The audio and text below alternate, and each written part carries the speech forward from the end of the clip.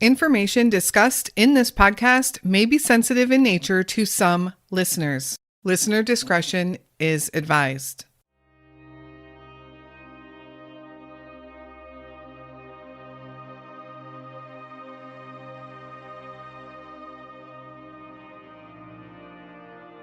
Kaitlyn Ledbetter was born and raised in the outskirts of Indianapolis. Her childhood seemed good. Her parents were successful and they owned real estate in the surrounding area, and they seemed to be doing pretty well for themselves, at least for a while. Finances would eventually become an issue, however, and Kaitlyn's parents would eventually divorce. Tragically, her mother passed away in 2013 when Kaitlyn was just 18 years old. She and her younger brother would move to Tennessee to live with their father. In 2021, Kaitlyn was 25 years old. She was still living with her father, Scott, in Overton County, Tennessee. She spent her days working and evenings with her boyfriend of over a year, Dustin. On May 2nd, 2021, early in the morning, Kaitlyn allegedly got into an argument with her dad's live-in girlfriend, Crystal. Scott was also home and witnessed this argument. For some unknown reason, Kaitlyn felt threatened and panicked and would turn around and jump out of her bedroom window. She was still in her pajamas. Scott said he saw his daughter run off into the woods. That evening, there was still no sign of Kaitlyn, and her sister would arrive from out of town to help search for her.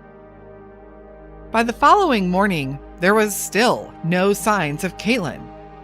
Since no one that Kaitlyn knew had heard from her by now, Scott and Kaitlyn's sister, Kaylee, would go to the police department to report Kaitlyn missing. But the police refused to take a report. Kaitlyn, however, hasn't been seen or heard from since. Where is Kaitlyn Ledbetter?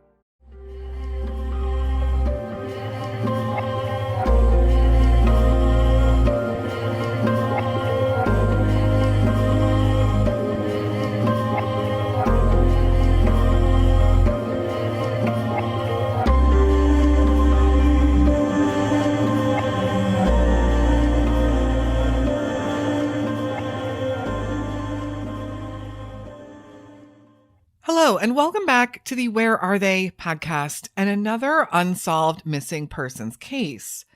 Kaitlyn's case came suggested to me a little while back, and as I dug into her story, I realized this is an extremely troubling case for many reasons which you will soon see. I do want to welcome our newest Patreon members, Tom and Unicorn Bree. Thank you so much for supporting our show and our mission. Your help continues to make sure we can share as many cases as possible. Let's jump right into Kaitlyn's story. Kaitlyn was born June 15th, 1995, to parents Tracy and Scott Ledbetter. She was the second-born child in their family, and a third would soon follow. The family was living just outside of Indianapolis, Indiana, and was said to have been doing pretty well financially, at least for a little while. There would be trouble on this front very soon, and Scott and Tracy would eventually separate in 1999. Kaitlyn and her siblings would remain in the Indianapolis area with family until tragedy struck in 2013. Kaitlyn's mother would pass away. She was only 38 years old herself, and Kaitlyn was just 18. Details of her cause of death were not made public. Soon after, Kaitlyn and her younger brother would move to Overton County, Tennessee to live with their father, Scott. In 2019, Kaitlyn met and began dating her boyfriend, Dustin. Kaitlyn was close to his family, and she and Dustin had a good relationship as far as everyone knew. In May of 2021, Kaitlyn was still living with her father and his live-in girlfriend now, Crystal. She was still seeing Dustin, and she was still working. She led a pretty low-key lifestyle, but little did she know, her life was about to change forever.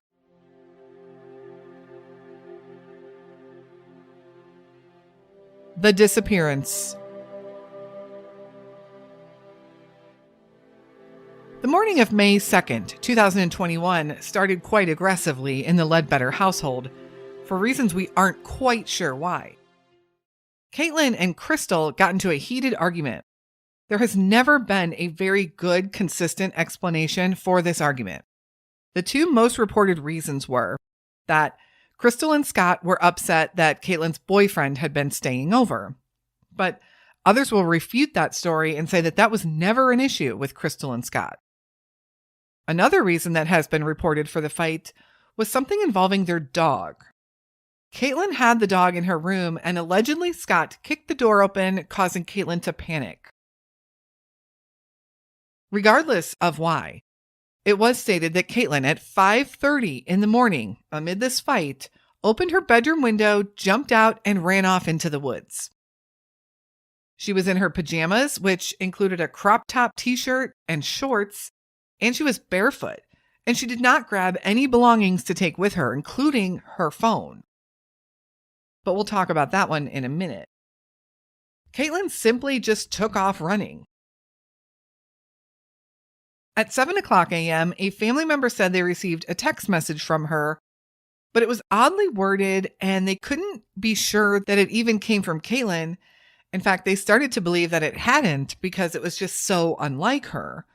There was also the fact that at this time of the morning, Kaitlyn had already left her house, allegedly without her phone. So how had she sent that text message? Later that afternoon, when Kaitlyn still had not returned home, Scott called her sister, Kaylee, to let her know. Kaylee wanted to come down immediately and help look for Kaitlyn, fearing that she could be out in the woods, she could be lost, she could be injured, she could be needing help, but Scott told her not to come. Kaylee made the 5-hour drive anyway. The next morning, the morning of May 3rd, Kaylee woke up early and went to go wake up her dad. She wanted to go to the police station right away and report Kaitlyn as missing. She just had a feeling that something was very wrong. And even if Kaitlyn had run off into the woods, certainly with the rough terrain and steep slopes and everything that part of Tennessee was, she wanted to go to the police station and report Kaitlyn as missing. But Scott said he was still tired and he wanted to go back to sleep for a little bit. He told her that they would go in a little bit after he woke up. It was 9:20 a.m. when Scott and Kaylee walked into the police station to report Kaitlyn as missing. But what happened next would shock Kaylee. The police told her they were not going to take an official missing persons report on Kaitlyn because she was an adult and she could do whatever she wants and anything she chooses. If she left the house of her own accord, as her father stated, there was nothing the police department could do about it. There would be no official report filed at that time. It had now been well over 24 hours from when Kaitlyn was last seen, and aside from that odd text message, no one had heard from Kaitlyn either. Panic was starting to set in to those close to her, including her boyfriend Dustin and his mother. Something was very wrong. Kaitlyn had disappeared.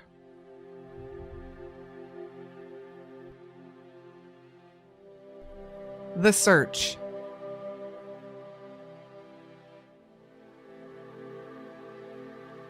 This is where things do get complicated. The police didn't want to search. They didn't think there was any reason to. To them, they didn't even have a missing person. So some of Kaitlyn's family did come out to search. But according to them, Scott only went out to search with them one time. The rest of the time, he was quite uninterested in helping. Is that suspicious? Or did he truly just believe his 25-year-old daughter was fine and needed time away? Authorities never even came out to Kaitlyn's house where she was living with Crystal and Scott to search until a full week after Kaitlyn had gone missing. And even then, they didn't go inside the home. They were interested in searching the woods around the home. Meanwhile, her siblings, aunts, and friends were worried sick.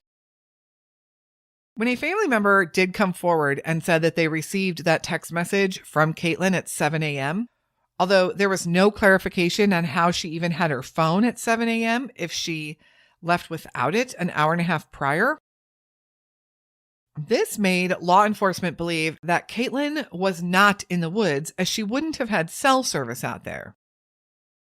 I know you all probably have a lot of questions about the cell phone, and I do too. And as of right now, I cannot answer them. Did she have her phone or not?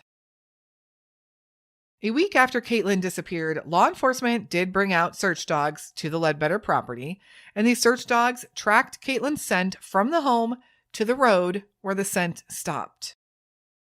There was no mention of the dogs tracking her scent to the woods at all. Authorities did not follow up again for several months, actually, believing that Kaitlyn likely just left the house and left with someone. It's important to note, I'm not sure if Kaitlyn even had her driver's license, but at this time, she did not own a car. This case and Kaitlyn's story received very little attention until August of 2021, when there would be another tragedy.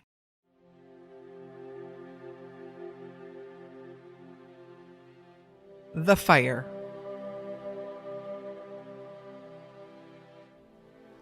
In August of 2021, firefighters received a call that a home was on fire in Overton County. When they arrived, the entire house was engulfed in flames. After several neighboring departments helped put the fire out, they realized the fire had had one casualty: Crystal Tyson, Scott's live-in girlfriend, and the one who had allegedly fought with Kaitlyn the morning she vanished. Crystal Tyson was found deceased in the basement of the home. Was her death due to not being able to get out of the home in time? There was never much information released on this fire, including the cause and why Crystal was unable to get out. Crystal Tyson was just 36 years old. The fire, rightly so, had everybody talking. Was this more than an accident? Why has nothing additionally been reported on this? Especially since this was also the last known sighting of another young woman, Kaitlyn Ledbetter. The house had been located on Turkey Town Road in Hillham, Tennessee, and was a complete loss in the fire. Scott was listed as the only survivor. Shortly after that fire, Scott moved to a nearby town.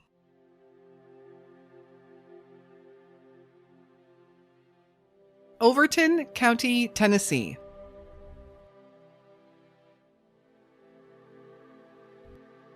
"25-year-old Kaitlyn was last seen at the home she lived in with her father, Scott, and his girlfriend, Crystal. The house was located in Overton County, Tennessee, on Turkeytown Road in Hillham, Tennessee. This is a very, very rural part of north central Tennessee. Hillham is an exceptionally small town. There isn't even a proper traffic light. Overton County in total has just 22,000 residents throughout the entire county. Needless to say, the area is rural and the terrain is rough, wooded, hilly with steep slopes all throughout. This isn't an area to go hiking or walking through. In fact, even the most experienced hikers have said this terrain is exceptionally tough and they themselves wouldn't go out there without all of the proper gear. But then again, most everyone does not believe that Kaitlyn stayed in those woods, even if she did initially run in that direction. About 5 miles to the north of Hillham, Tennessee, is the 11,000-acre park Standing Stone State Park. This is a rural area popular for visitors, popular for camping and water activities at the Standing Stone Lake. This is a beautiful and serene and very heavily wooded park. This park is about a 20-minute drive from Turkeytown Road. The Cumberland River is just about 5 miles to the west and also about a 20-minute drive. This is a substantial river. The Cumberland River is 688 miles long, runs through Kentucky, including through the Daniel Boone National Forest, and through Tennessee all the way through Nashville. The average depth of the Cumberland River is 90 feet. As I said, it's a significant river. It's hard to really analyze the area other than to just emphasize that it's exceptionally rural, and it would be difficult terrain for anyone to navigate through. This would go for Kaitlyn herself and anyone who went out there searching for her. There are some small creeks and ponds throughout the area as well, leading me to believe there are plenty of spots someone could be and not be found in the area of Overton County, Tennessee. When a new sheriff took over at Overton County, and some of Kaitlyn's friends and families thought this might be an opportunity to finally have her disappearance taken seriously, they were shocked and devastated to learn that the previous detectives had lost any evidence that they had in her file. We don't even know what that all may be, except for the one item that they did confirm was lost, and that was Kaitlyn's cell phone records. So could her cell phone records have helped this case? Absolutely. In addition to pinging locations that she may have been at prior to her disappearance, it would have been helpful to see any text messages or if she had any other connections to people that could help with the search for Kaitlyn. Will we ever know what those records held? Is there any way to possibly get those records back? It doesn't seem so. Needless to say, friends and family were devastated. Kaitlyn has never accessed any personal accounts since her disappearance, and her social security number has never shown up in any databases. Scott has continued to basically ignore his daughter's disappearance and has since become estranged from his other children as well. They have said that he is mean and that they don't want a relationship with him at this point. Sadly, there has just been a lot of tragedy within this family.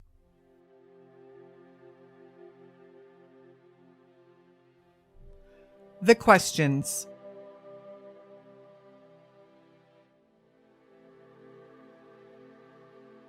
So what questions do we have in this case? Well, I certainly have a lot. Some that easily come to mind. Why would Kaitlyn jump out a window instead of using the door? She was a 25-year-old young woman. Jumping out the window seems extreme, unless she truly felt threatened. Why did law enforcement never take this disappearance seriously, ever? Even to this day, they have said nothing on this case, despite several media stating that they have reached out to the sheriff department for comment, and they have never received one. Was Kaitlyn's cell phone ever found? What was the story with the cell phone? Was Scott or Crystal's cell phone records ever looked at?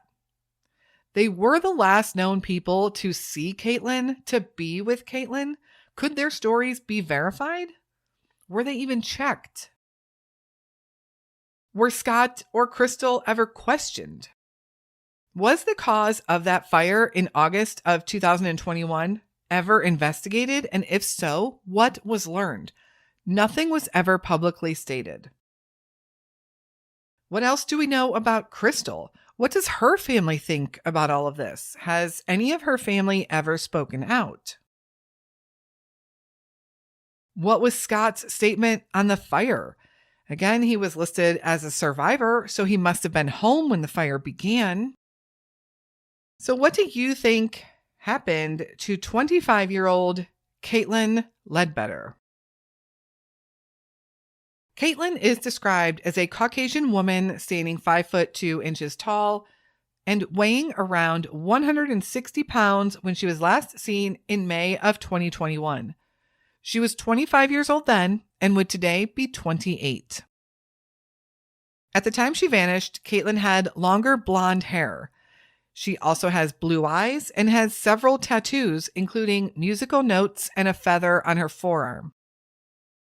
She was described as wearing a blue sleeveless cropped shirt, white pajama shorts with blue polka dots, and she was barefoot.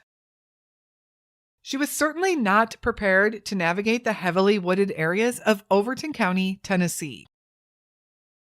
Anyone with any information on the whereabouts of Kaitlyn Ledbetter is asked to contact the Overton County Sheriff's Office at 931-823-5635.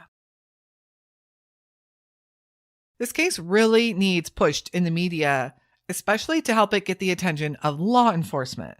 There is so much in Kaitlyn's disappearance that doesn't make any sense. And so much of it raises red flags. You can show your support for Kaitlyn's family, those that are hitting the ground and pounding the pavement hard to try and find Kaitlyn. Go follow their Facebook page that the family has set up for Kaitlyn. You can find that at Help Find Missing Kaitlyn Ledbetter. I will also put that link in the show notes for you. Show your support to the family and let's get those follower numbers up so her page will get shown to more and more people. Share Kaitlyn's story any way possible. Her siblings and her family deserve answers. This May will mark 3 years since Kaitlyn's disappearance. Kaitlyn's story did come suggested to me from a listener. Thank you so much for sending me Kaitlyn's story. I completely agree. This is one case we really need to push for answers on. If you have a story suggestion, perhaps one from your hometown or one you came across that you feel needs more attention, please send that to me at canwefindthem@gmail.com. You can also find the Where Are They podcast on Instagram, X, Facebook, and YouTube. Feel free to reach out to me on any of those platforms as well. All of those links will be in the show notes. If you'd like to help the podcast and these stories reach more listeners, please follow our show, leave us a 5-star review on your podcast platform of choice. This does help our podcast get shown to a wider audience. The more people we reach, the higher likelihood someone out there just might come forward with some information, or it may help put the pressure on those in charge to keep working this case or to work this case harder. I'm fully convinced in the case of Kaitlyn Ledbetter, someone out there knows something. Again, I want to give a big shout out to Tom and Unicorn Brie for joining us over on Patreon. This is what helps keeps our show going and most importantly allows us to make donations to the families of the missing. You can join Patreon for just $3 a month, and there you can find bonus episodes as well as ad-free episodes. Thank you again to all of our listeners for helping us get these stories out there. We will be back again very soon with another unsolved missing persons case. And until then, stay safe and hug your loved ones.